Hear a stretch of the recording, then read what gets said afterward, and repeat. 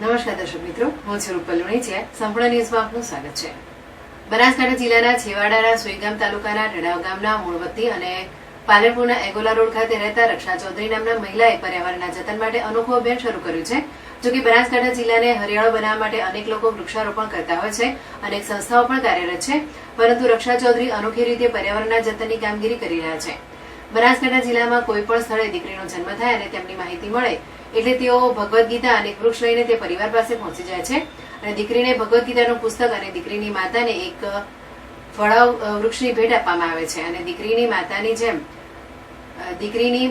જેમ દીકરીનો ઉછેર થાય તેમ તેમ વૃક્ષનો પણ ઉછેર કરવા માટે પ્રેરિત કરે છે, તેમજ કપડાં પણ ભેટ આપે છે.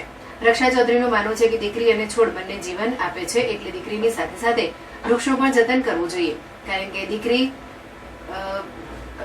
કે દીકરી બે ઘર ઉજાડે છે અને વૃક્ષ એ આપણને જીવન જીવવા માટે શ્વાસ પૂરો પાડે છે. રક્ષા ચૌધરી છેલ્લા 6 મહિનાથી આ અભિયાન ચલાવી રહ્યા છે.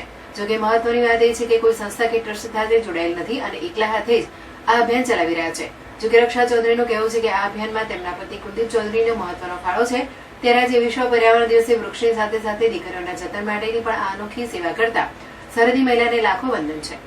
નમસ્કાર, મારું નામ ચૌધરી રક્ષા. હું સોઈગામ તાલુકાની વતની છું અને આજનો જે પ્રશ્ન ઉદ્ભવતો હોય છે ખાસ કરીને પર્યાવરણનો, તો મેં પણ એવું એક નક્કી કર્યું છે કે જે અત્યારે જન્મ લેતી દીકરી 2025 પછી જે પણ દીકરી જન્મ લે છે તેના ઘરે જઉં છું, તેમની મુલાકાત લઉં છું અને અત્યારે દીકરીઓમાં ખાસ કરીને સંસ્કારનું સિંચન થાય એના માટે કરીને હું ભગવદ્ ગીતા આપું છું કે દરેક માં દીકરીને બાળપણથી ઘોડિયામાંથી જ સંસ્કારો સાથે દીકરીનું સિંચન કરે.